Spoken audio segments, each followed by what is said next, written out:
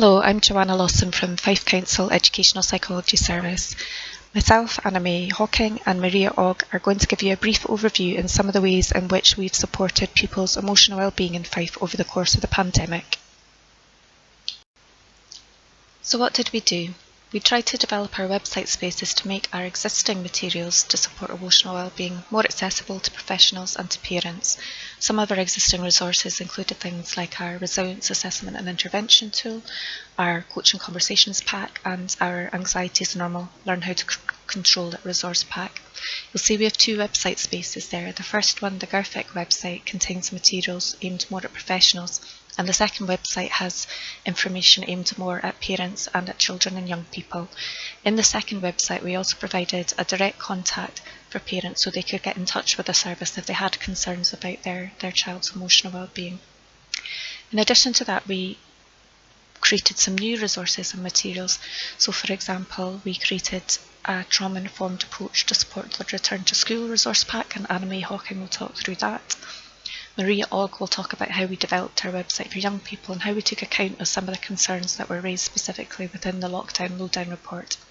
And then finally I'll speak through how we updated some of our guidance, such as our traumatic incidents guidance and supporting documentation like our leaflets for bereavement and loss for parents and for young people. So the Back to School transition pack we developed is based around trauma-informed practice and was designed as guidance for school staff. We wanted to support a focus on emotional health and well-being for all as children and young people return to school.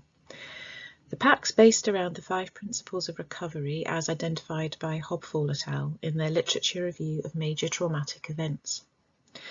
The first principle is a sense of safety, so it's important that adults, children and young people feel safe upon their return to school.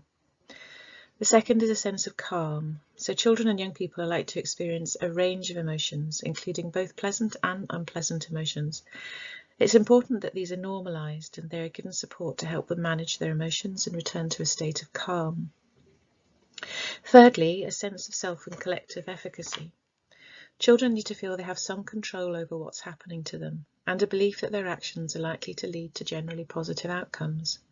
They also need to feel a sense of belonging to a group that shares a belief that they have the capabilities to work together to achieve positive outcomes. Fourthly, social connectedness. It's important that adults, children and young people feel they belong and have a social network who can support them within the educational setting. And fifthly, promoting hope. Whilst things may feel difficult at the moment, it is important that adults, children and young people feel things will get better and work out in the future. They need to be provided with reassurance and understand that in the longer term they will feel positive again, as well as having their anxieties and fears acknowledged and supported. The emotional well-being of staff is integral to the pack. The principles of recovery apply to staff as well as children and young people. And because the focus is on emotional well-being before trying to head straight back into learning, we also use Perry's neurosequential model of support as a foundation to the pack. We start with feeling regulated, so helping the child to regulate and calm their fight, flight, freeze responses. We then move to relate, so we relate and connect with the child through attuned and sensitive relationships. And finally, we can move to reason, where the child is supported to be ready to learn. The pack is divided into 5 sections that relate to each principle of recovery.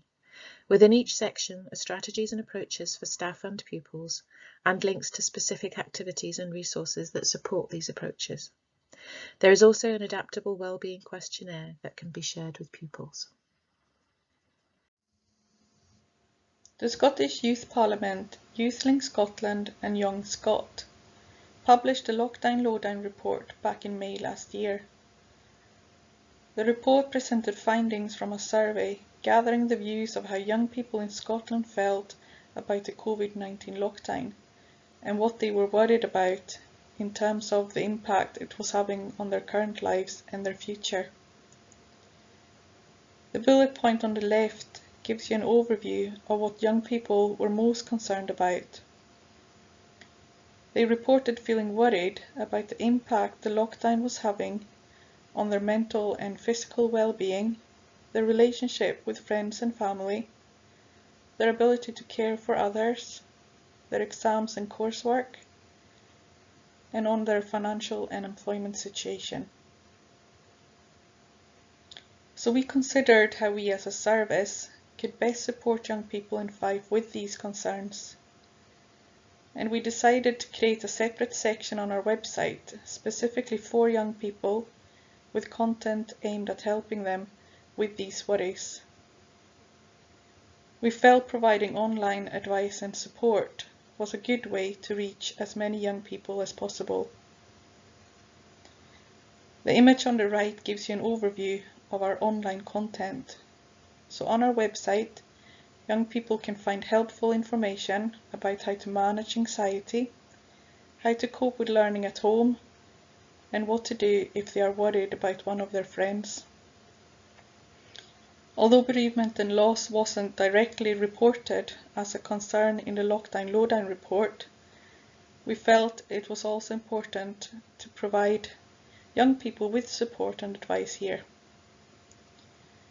The section called Worried About Things You Can't Fix was created to support young people with concerns out with their control, such as worries about whether exams would go ahead or not. The content within each section aims to be informative and reassuring, and to give practical advice for what young people can do to better cope with or overcome their worries. Each section also ends with signposting to further support for those young people who feel they need it. Signposting to the website to make young people aware of its existence was done through multiple means, including promoting the website on the Council's Twitter feed, through circulars to school staff, and through individual EPs making school staff aware of it. During the first lockdown, there was quite a bit of uncertainty about the impact of COVID-19 on communities. We felt that it was possible that we would have more young people whose lives were affected by bereavement, and that some school communities may be affected to a significant extent, either by losing a close member of their community or through the number of families affected by loss. So we thought it was important to look at our materials and to make sure that we could support schools, families and young people as they needed it. We had existing guidance on bereavement and loss for school staff and parents. However, we were aware that our leaflets for parents needed updating and that we didn't have a leaflet aimed at young people. So therefore we updated our leaflet for parents and developed one for young people, and we also developed leaflets for loss and bereavement during the times of COVID-19. All of the leaflets considered common reactions to loss, possible needs and supports. And the leaflets tailored for loss during COVID-19 pandemic also considered how social and physical distancing may have an impact on how children were accessing their support networks and on some of the usual processes for saying goodbye. For example, the impact of the limited numbers who are able to attend funerals may mean that they would like to say goodbye by instead drawing a picture, writing a letter or playing the person's favourite song. We also recognise that the pandemic may make children and young people feel more anxious about their own well-being, particularly if they've been affected by loss, and the well-being of those close to them, and we provided some ways for parents to support their children with this. We also looked at the traumatic incidence guidance that the Council had, which hadn't been updated for a number of years. We updated it and divided the guidance into 3 main sections with a checklist for each.